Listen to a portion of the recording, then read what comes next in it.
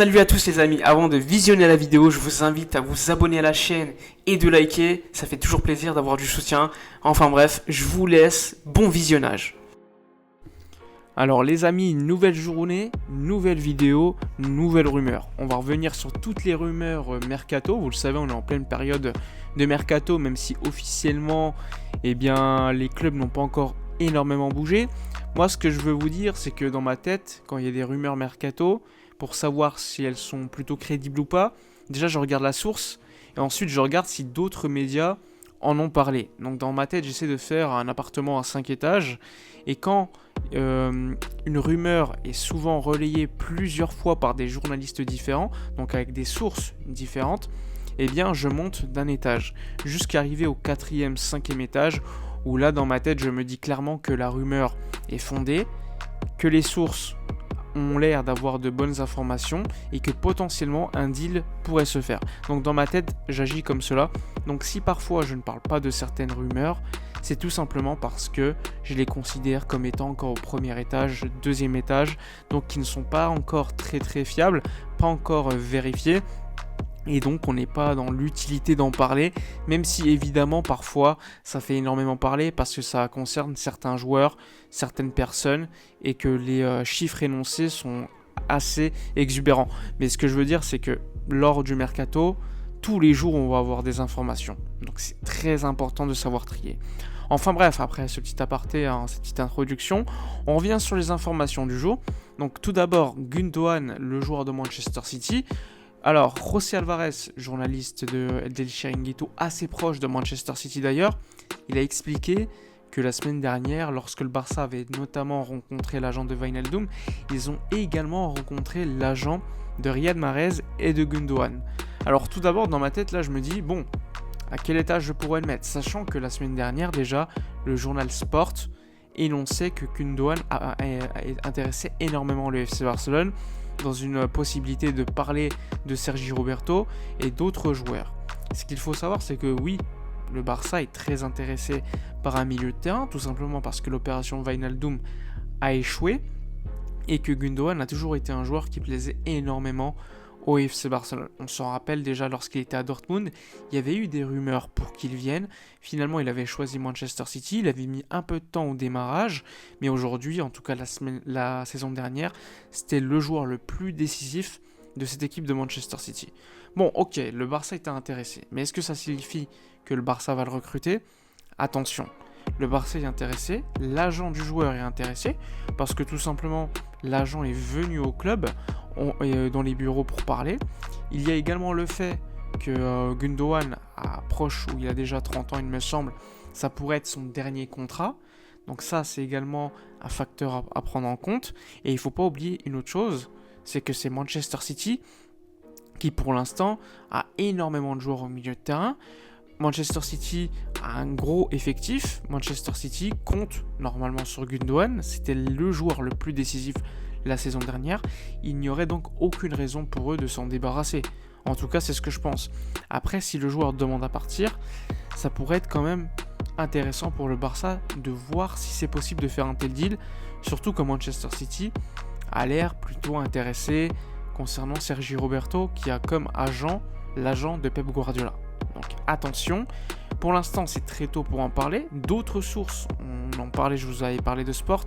Pour l'instant sur un appartement à 5 étages, je le mettrai encore entre le 2e et le 3e étage. Pour l'instant, c'est trop tôt pour parler d'une volonté claire de faire un deal entre Gundogan, le FC Barcelone et Manchester City.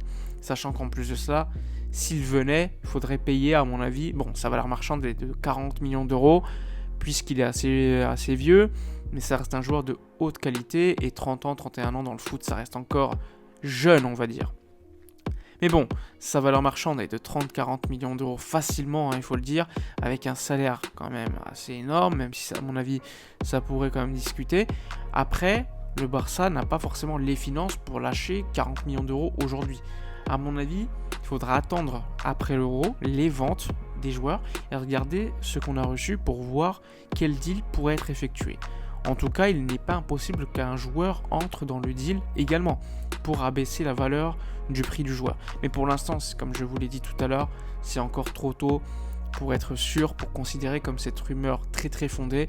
Donc entre le 2e et le 3e étage, on va encore patienter. Et également Riyad Mahrez, pour moi Riyad Mahrez, c'est très très tôt encore. Il n'y a aucun journaliste autre qui en a parlé.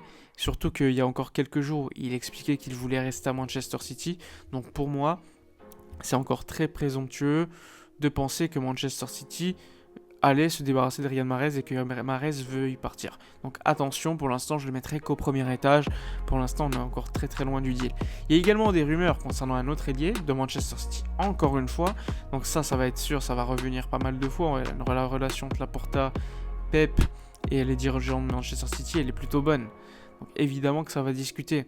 L'autre joueur qui a été évoqué cette fois-ci par Sky Italia, par un journaliste qui travaille pour Di Marzio, c'est Raheem Sterling, l'ailier de Manchester City, qui lui a une grosse valeur marchande, anglais, Première Ligue, qui est très décisif, même si l'année dernière, il a manqué d'efficacité. Ça resterait quand même un choix de luxe pour le FC Barcelone. Mais quand tu regardes l'effectif avec l'arrivée probable de Memphis Depay, qu'il y a également Ansu Fati, qu'il y a Messi, qu'il y a Agüero, qui sont des joueurs qui vont rester dans l'effectif, tu peux te poser la question de qui va partir. Griezmann, Dembélé, Trincao, parce que Raheem Sterling c'est très cher. Et encore une fois, le journaliste de Sky évoquait la possibilité de faire entrer des joueurs dans ce deal pour ensuite abaisser la valeur marchande de Raheem Sterling. Mais encore une fois, on ne peut pas offrir 40 joueurs à chaque fois. On n'a pas 40 joueurs dans l'effectif. Donc il faudra faire attention. Pour l'instant, Sky Italia est le seul média qui en a parlé. Donc pour l'instant, comme Riyad Mahrez, on va le mettre au premier étage. On va patienter. Pour l'instant, c'est très tôt. Il y a trop de rumeurs mercato. Il y en aura tous les jours. Mais c'est quand même des journalistes plutôt fiables, plutôt vérifiés, qui ont quand même sorti des informations assez intéressantes selon moi pour le FC Barcelone. Mais pour l'instant, c'est encore trop tôt pour être sûr de leur arrivée. Concernant les ventes, le Barça a communiqué à Pjanic, à Umtiti, à Firpo, à Braithwaite, à Neto qu'il fallait quitter le FC Barcelone. Pour l'instant, pas de rumeurs concernant Piqué, ce qui est quand même plutôt regrettable. De toute façon, Piqué, il va pas partir dans un autre club, soit il restera avec un salaire plus bas, soit il prendra sa retraite. Ça, c'est les deux alternatives. Et concernant les autres joueurs, Jordi Alba a rencontré le Barça pour évoquer une baisse de salaire.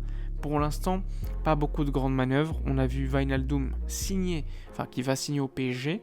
Pareil pour Donnarumma, mais bon, pour moi, déjà, lors des premières vidéos, je vous expliquais concernant Donnarumma que vu la prime à la signature de 20 millions d'euros pour Raiola, vu le salaire demandé, vu la prime à la signature pour le joueur, c'était économiquement très difficile, sachant qu'on a Ter Stegen qui est très critiquable, oui, mais tu ne peux pas avoir deux gardiens titulaires dans la même équipe qui ont en tout cas cette volonté d'être titulaires et qui ont telle valeur marchande. Pour moi, c'est impossible, tu es obligé de faire un choix.